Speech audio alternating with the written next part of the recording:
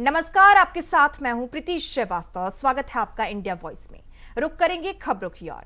मुख्यमंत्री विष्णुदेव साय छत्तीसगढ़ मनवा कुर्मी क्षत्रिय समाज रायपुर राज्य के महाअधिवेशन में शामिल हुए। कार्यक्रम की शुरुआत अतिथियों द्वारा भारत माता, छत्तीसगढ़ महतारी और प्रदेश की महान विभूतियों के छाया चित्रों पर मालार्पण और दीप प्रज्वलन के साथ हुई। सीएम साय ने महाअधिवेशन को संबोधित करते हुए कहा कि कुर्मी समाज एक मेहनती और आत्मनिर्भर समाज है जो परंपरागत रूप से खेती किसानी से जुड़ा रहा है और विकास के पथ पर निरंतर अग्रसर है। आगे कहा कि पीएम मोदी की गारंटी के तहत किए गए वादों में से अधिकांश वादे हमारी सरकार द्वारा पूरे किए जा चुके हैं।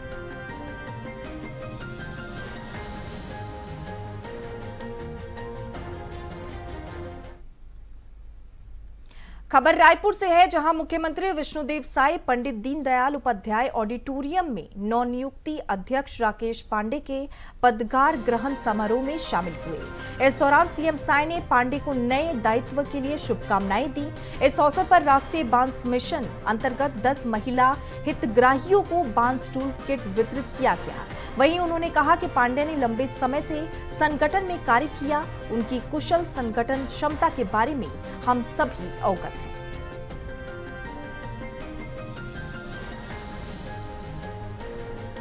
बांस है, इससे बहुत रोजगार सृजन हो सकता है। हमारी बहनों को हम लोग किट दिए हैं, उनसे मैं सबसे पूछ रहा था कि बांस से आप क्या क्या बनाती हैं, तो बहुत लोग तो ट्री गार्ड बताएं कि ट्री गार्ड बनाते हैं, जो लोहे का बनता है उसके जगह पर बांस का ट्री गार्ड बनाती है। कुछ आजकल बांस का बहुत अच्छा गुलदस्ता फूल बनाते हैं। हमारी सरकार भी बांस की खेती को आगे बढ़ाने के लिए बहुत प्रयास कर रही है, उसमें सब्सिडी वगैरह का भी प्रावधान है। प्रधानमंत्री जी खादी को प्रमोट करने के लिए बहुत चिंता करते हैं और मैं तो उनके साथ काम भी किया हूँ। 14 से 19 में जब हम राज्य के रूप में काम किए, प्रधानमंत्री थे तो बहुत जोर देते थे खादी पर और सबको खादी के वस्त्र का उपयोग करने का आग्रह भी करते थे।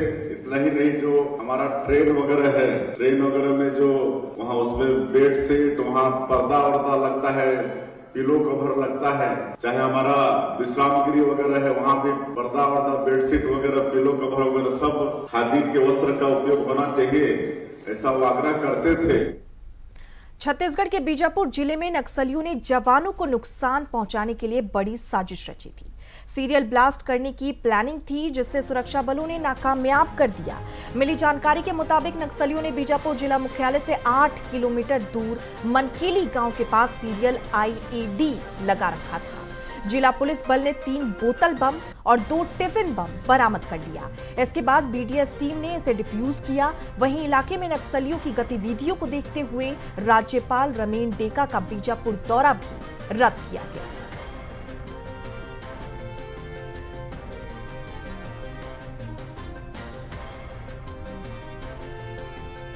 आपको बता दें, छत्तीसगढ़ के बीजापुर जिले में नक्सलियों ने जवानों को नुकसान पहुंचाने के लिए बड़ी साजिश रची थी। सीरियल ब्लास्ट करने की प्लानिंग की गई थी, जिसे सुरक्षा बलों ने नाकामयाब कर दिया। मिली जानकारी के मुताबिक नक्सलियों ने बीजापुर जिला मुख्यालय से 8 किलोमीटर दूर मनकेली गांव के पास सीरियल आईईडी लगा रखा था।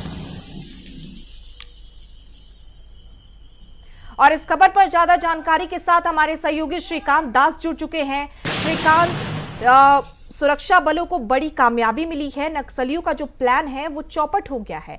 इसी क्रम में क्या कुछ जानकारी है? जी प्रीति, बहुत बड़ी कामयाबी कहना चाहेंगे, क्योंकि कुछ दिन बाद ही जो छत्तीसगढ़ के राज्यपाल है रमन सिंह डेका जी का वहाँ पे दौरा था, जिसको देखते हुए कहीं न कहीं नक्सली बौखलाए हुए थे कि लगातार जिस तरीके से सुरक्षा बल उनको खदेड़ते जा रहे हैं और एक सीमित एरिया में उनको रोक रखे हुए हैं। और हर दिन ऐसा भी दिन नहीं आ रहा जहाँ पे सुरक्षा बल और उनके बीच मुठभेड़ हो रहे हो और बड़ी नुकसान उनको उठाना पड़ रहा है, जिसको देखते हुए नक्सलियों ने लगातार वार्तालाप के लिए सरकार के पास पत्र भी भेजते रहे, जिसको अपने जो गृह मंत्री हैं उन्होंने साफ तौर पे कहा था कि आप हथियार छोड़िए तो हम आपसे बात करने के लिए तैयार हैं, बिना हथियार के साथ हम बात नहीं करेंगे, गोली के जवाब गोली होगा। तो कहीं न कहीं नक्सलियों में बहुत गुंजलाहट कहना चाहिए, जो अपने उपस्थिति को दर्शाने के लिए इस तरह का जो प्लान किया हुआ था, लगभग 3 बोतल बम थे और 2 टिफिन बम थे, जिसको सेल ब्लास्ट करने का प्लानिंग था और राज्यपाल का दौरा भी था इसको देखते हुए। तो कहीं ना कहीं एक बहुत बड़ी साजिश। श्रीकांत, जिस तरीके से अभी आपने कहा कि राज्यपाल का जो दौरा था वो भी होने वाला था, अब इस बीच नक्सलियों की ये प्लानिंग प्लॉटिंग जो है वो सुरक्षा बलों को पता कैसे चली, इसके बारे में जानकारी कैसे मिली?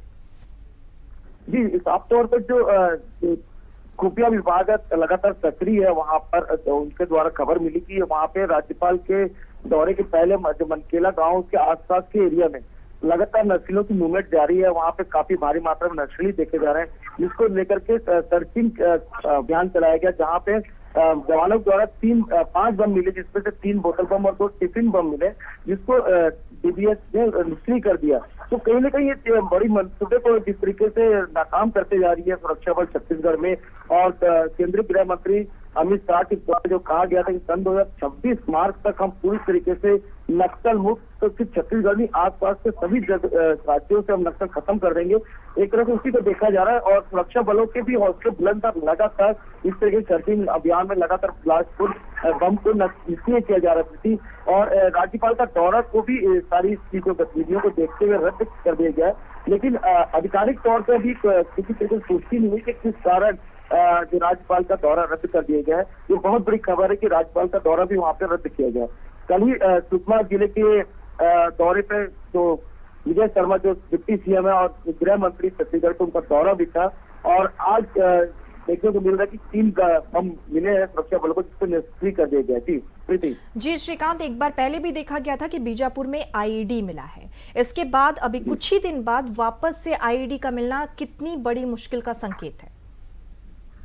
साफ तौर पर जो आईईडी होती है नकली जो लगाते हैं, उसमें सुरक्षा बल ही उसमें चपेट में नहीं आते हैं, लगातार ग्रामीण आम जनता भी इसमें चपेट में आती है। तो कहीं ना कहीं बहुत घातक साबित होता है। बड़े बड़े जो व्हीकल्स होते हैं, जो आर्म व्हीकल्स होते हैं सुरक्षा बलों के, उसको भी उड़ा दिया जाता है। तो कहीं ना कहीं एक जो कामयाबी थी, एक तरह की बहुत बड़ी कामयाबी थी सुरक्षा बलों के द्वारा की, इतनी बड़ी जो घटना को उन्होंने पहले ही होने से पहले ही कहीं ना कहीं रोक दिया है, क्योंकि बहुत बड़ी घटना घट सकती थी, क्योंकि जो लगाया गया था ब्लास्ट करने का, वो सीरियल ब्लास्ट था, एक के बाद एक वो ब्लास्ट होते तो कहीं ना कोई इसके चपेट में जरूर आ जाता, जिसको सुरक्षा बलों ने नाकाम कर दिया गया। और वहाँ पे जो बम दस्ता था उसे निष्क्रिय किया गया है वहाँ पे। जी श्रीकांत, नक्सलियों की कोशिश जो है वो नाकामयाब हो गई है। 3 बोतल बम और 2 टिफिन बम जो है वो बरामद किया गया है, और इसी क्रम में राज्यपाल का जो दौरा है वो भी रद्द कर दिया गया है। तमाम जानकारी के लिए और हमारे साथ जुड़ने के लिए आपका बहुत धन्यवाद।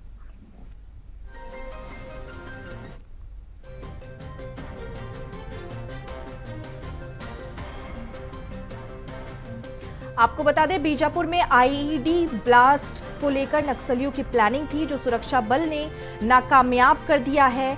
इसी क्रम में आपको बता दें, राज्यपाल का वहां दौरा होने वाला था, जो रद्द कर दिया गया है। 3 बोतल बम बरामद किए गए हैं और 2 टिफिन बम जो है वो बरामद किए गए। छत्तीसगढ़ के मुख्यमंत्री विष्णुदेव साय के निर्देश पर छत्तीसगढ़ में सुशासन तिहार मनाया जा रहा है। इसका उद्देश्य सरकार की योजनाओं का लाभ हर व्यक्ति तक पहुंचे, ये है।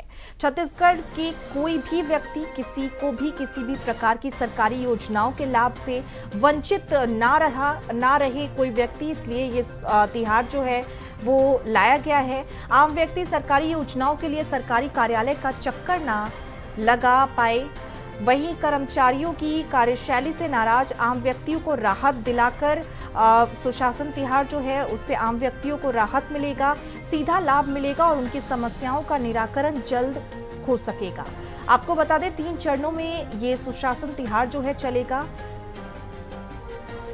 जिला प्रशासन इस सभी आवेदनों पर जल्द निराकरण कर रहा है। जो आवेदन प्राप्त हुए हैं उसमें प्रधानमंत्री आवास, वृद्धा पेंशन, महतारी वंदना योजना, पेंशन योजना, बिजली पानी राशन, रोड का निर्माण भवन, तालाब निस्तारीकरण की समस्या, अनाप्रति प्रमाण पत्र, ये सारी योजनाएं जो हैं उसमें आवेदन में दी जाएंगी।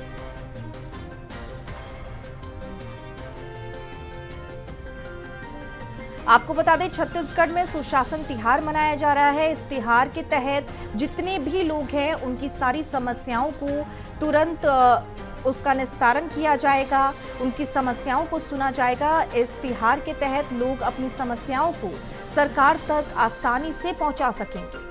छत्तीसगढ़ के मुख्यमंत्री विष्णुदेव साय के निर्देश पर छत्तीसगढ़ में सुशासन तिहार जो है वो मनाया जा रहा है। इसका उद्देश्य सरकार की योजनाओं का लाभ हर व्यक्ति तक पहुंचे, ये है। छत्तीसगढ़ के किसी भी व्यक्ति को किसी भी प्रकार की कोई समस्या है तो वो सुशासन तिहार के तहत सरकार तक पहुंचाई जा सकती है।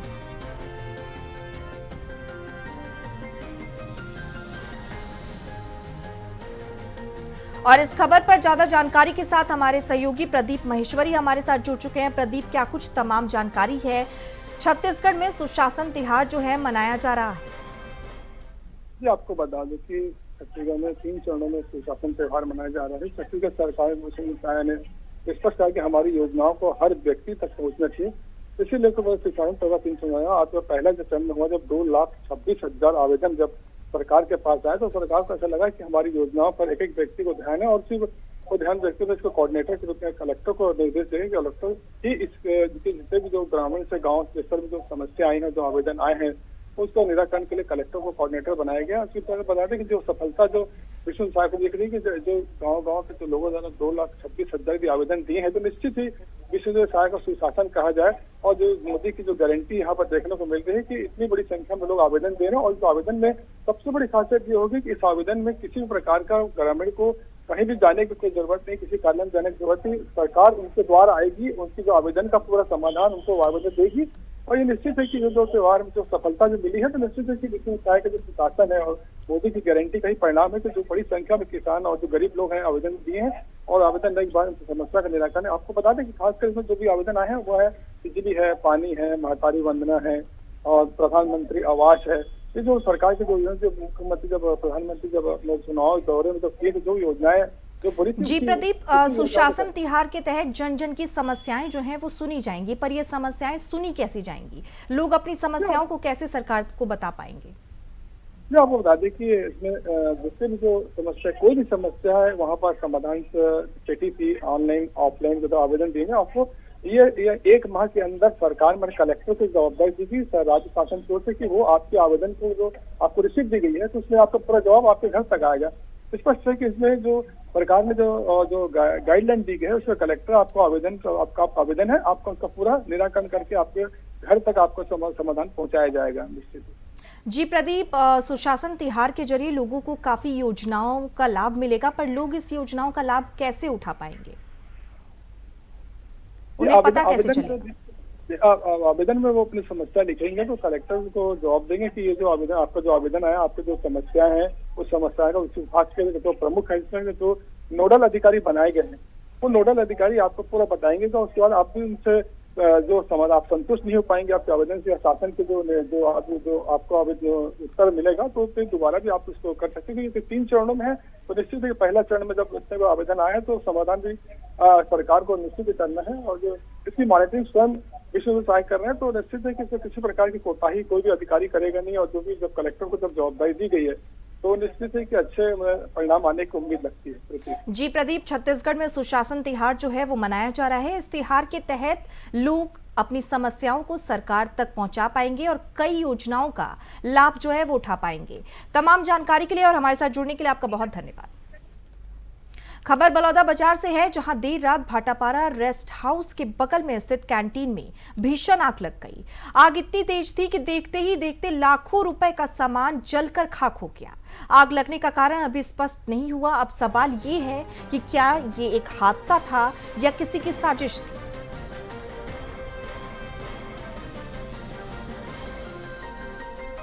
आपको बता दें, कैंटीन में भीषण आग लगी। इस आग का अभी पता नहीं लगाया जा सका है कि आग लगने का कारण जो है वो क्या था। पुलिस मौके पर पहुंची, जांच जो है वो लगातार जारी है। अब सवाल ये उठ रहा है कि ये आग लगना एक हादसा था या किसी की साजिश थी।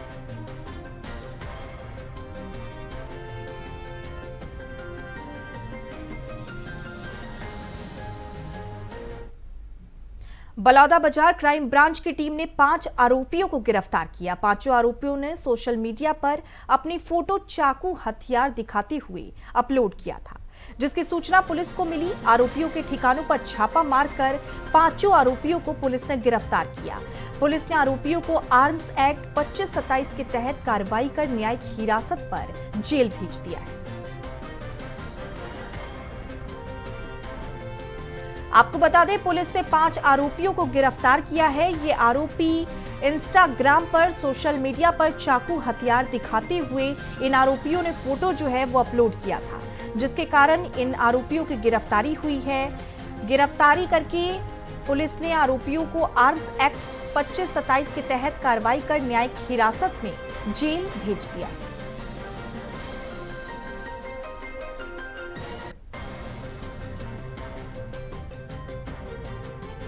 पांच आरोपियों की गिरफ्तारी आपको बता दें हुई है। पुलिस ने 5 आरोपियों को गिरफ्तार किया है। इन आरोपियों ने सोशल मीडिया पर आतंक फैलाया था।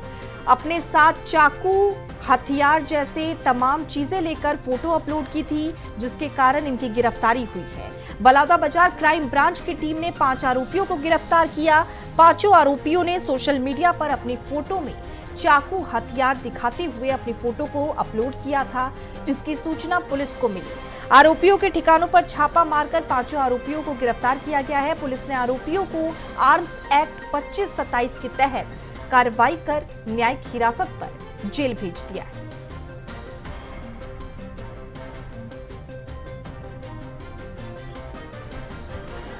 बलौदा बाजार का ये पूरा मामला है, जहां 5 आरोपियों को गिरफ्तार किया गया है।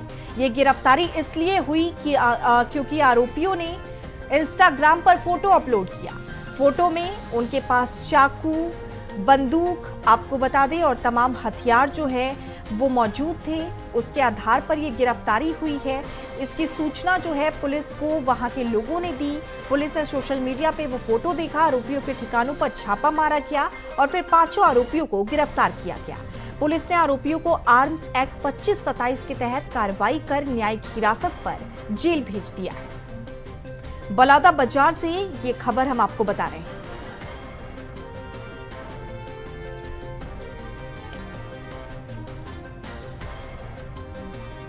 और इस खबर पर ज्यादा जानकारी के साथ प्रदीप महेश्वरी हमारे साथ जुड़ चुके हैं। प्रदीप, क्या कुछ तमाम जानकारी है? 5 आरोपियों को पुलिस ने गिरफ्तार किया है। लगातार ये जो इंस्टाग्राम और सोशल मीडिया पर जो चाकू और बंदूकों के हथियार लेकर जो दिखाया जाता है, उस पर केंद्र सरकार के द्वारा सख्त निर्देश है। कोई भी ऐसे इलेक्ट्रॉनिक आप कोई भी ऐसी फोटो नहीं डाल सकते जिससे कि समाज में ऐसा वातावरण जाए कि दहशत का वातावरण जाए, जिससे कि इस बात को लेकर जो आईटी एक्ट जो लाया गया उसी तरह के बड़ौदा में 5 ऐसे लड़के तो अपने इंस्टाग्राम में चाकू और कुछ छुरी दिखाते हुए दिखाया गया। तो जो बड़ौदा जो है कि साइबर जो टीम है, इनके लोकेशन को लेकर इनके इंस्टाग्राम पर लोकेशन जो मिला था उसको लेकर इनके 5 लोग की गिरफ्तारी की गई है। इनके खिलाफ आर्म्स एक्ट 2527 लगाकर इनको न्यायिक हिरासत पर जेल भेज दिया गया। आपको बता दें, आर्म्स एक्ट लगाने के बाद ये लंबे समय तक जेल में रहेंगे और और लोगों को जो हरकत करते हैं, जैसे शहर का, गाँव का और समाज में ऐसा जो गलत मैसेज जाता है, जो इस तरह की जो हरकत जो चाकू दिखाकर अपने आप को प्रदर्शन करने से निश्चित ही गलत वातावरण जाता है, वो इससे दूरी हो। इसलिए इन 5 लोगों के खिलाफ मामला लगाया गया है। लंबे समय तक जेल में रहेंगे तब उनको पता चलेगा कि ऐसी हरकत करना तो कितना नुकसानदायक होता है। जी प्रदीप, क्राइम ब्रांच की टीम का ये बड़ा एक्शन जो है वो देखने को मिला है। इस चीज के बारे में जानकारी क्राइम ब्रांच तक कैसे पहुंची?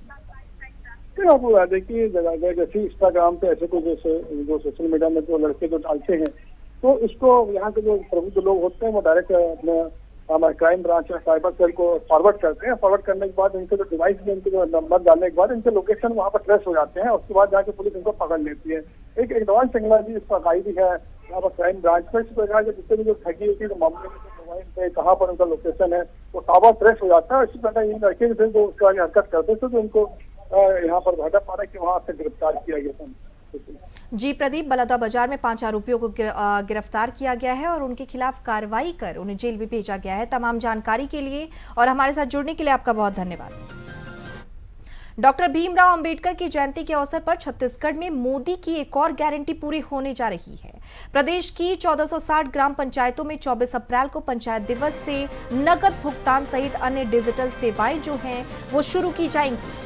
मुख्यमंत्री विष्णुदेव साय की उपस्थिति में प्रदेश के प्रत्येक विकास खंड की 10-10 ग्राम पंचायतों में अटल पंचायत डिजिटल सुविधा केंद्र के लिए MOU किया जाएगा।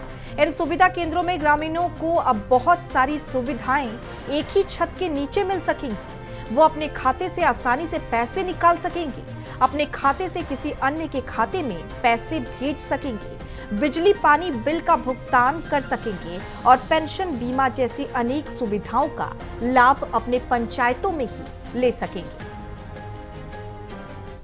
146 विकासखंड और 11,693 ग्राम पंचायत हैं, लेकिन आज के इस दिन में हर विकासखंड से 10-10 पंचायत के सरपंचों से और हमारा जो CBC कॉमन सर्विस सेंटर है उनके साथ MOU हो रहा है।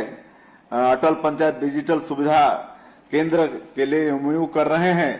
तो इस अवसर पर चूंकि आज हमारे अधिकांश त्रिस्तरीय पंचायती राज के निर्वाचित जनप्रतिनिधि भी हैं, जिला पंचायत से लेकर जनपद तक, उनको भी बहुत बहुत बधाई शुभकामना देता हूं, सरपंचों को भी। और अब 1460 ग्राम पंचायतों में ये हर तरह की सुविधा आने वाला 24 अप्रैल जो पंचायत दिवस है उस दिन से शुरू हो जाएगा। हर ग्राम पंचायत भवन में CBC के लिए वहां पर भवन उपलब्ध कराया जाएगा और हर तरह से ऑफिस को सुसज्जित किया जाएगा। अब वो पंचायत में ही हमारे लोगों को हर तरह की सुविधा, वहां जन्म मृत्यु प्रमाण पत्र से लेकर जातीय प्रमाण पत्र और भी सुविधा, वहां पर धान का कीमत, ये सब चीज, हमारी जो माताएं बहनें हैं उनको महतारी बंधन का पैसा भी हमारे CBC सेंटर से ग्राम पंचायत भवन से ही मिलेगा। तो ये सुविधा हमारे प्रदेश के लोगों को मिलेगा। तो ऐसा आज ये काम हम लोग यहाँ पर कर पा रहे हैं।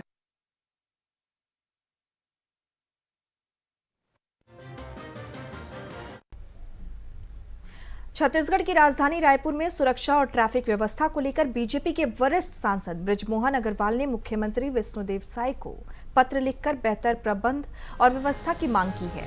इसमें सांसद अग्रवाल ने रायपुर को तेजी से विकसित शहर बताते हुए कहा कि यहां की आबादी और गतिविधियों में बढ़ोतरी के अनुरूप सुरक्षा और ट्रैफिक प्रबंधन को और अधिक सशक्त और आधुनिक बनाने की आवश्यकता है।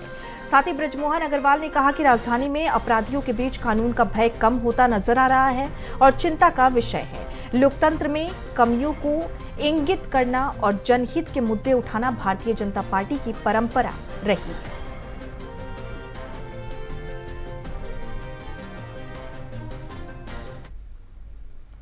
छत्तीसगढ़ की राजधानी रायपुर के सिविल लाइन स्थित सरकारी बंगला B5 इन दिनों सियासी विवाद का केंद्र बन गया है। ये बंगला कांग्रेस के वरिष्ठ नेता और पूर्व मंत्री मोहन मरकाम को आवंटित था, जिन्होंने 2024 में खाली किया था। अब इस बंगले को लेकर राज्यसभा सांसद देवेंद्र प्रताप सिंह और गृह विभाग आमने सामने आ गए हैं। आपको बता दें, गृह विभाग ने 30 जनवरी 2025 को इस बंगले को रायपुर SSP कार्यालय के लिए आवंटित कर दिया था। इसके बाद PWD विभाग ने बंगले की रंगाई पुताई की कार्रवाई की थी, मगर इसी बीच रायगढ़ से राज्यसभा सांसद देवेंद्र प्रताप सिंह ने इस बंगले का दावा करते हुए उसमें ताला जड़ दिया और वहां 6 जगहों पर अपने नाम के नेम प्लेट जो है वो लगवा दिए। इतना ही नहीं, बंगले का नाम बस्तर बाड़ा से बदलकर रायगढ़ बाड़ा कर दिया गया।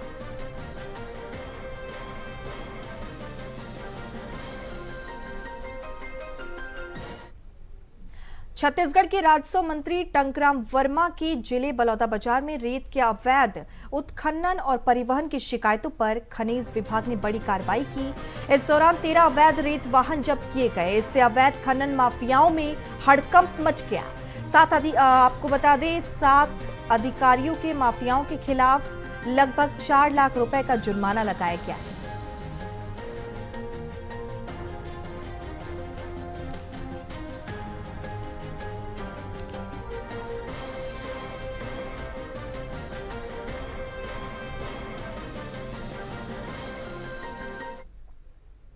और इसी के साथ इस बुलेटिन में फिलहाल इतना ही। देखते रहिए इंडिया वॉइस। नमस्कार।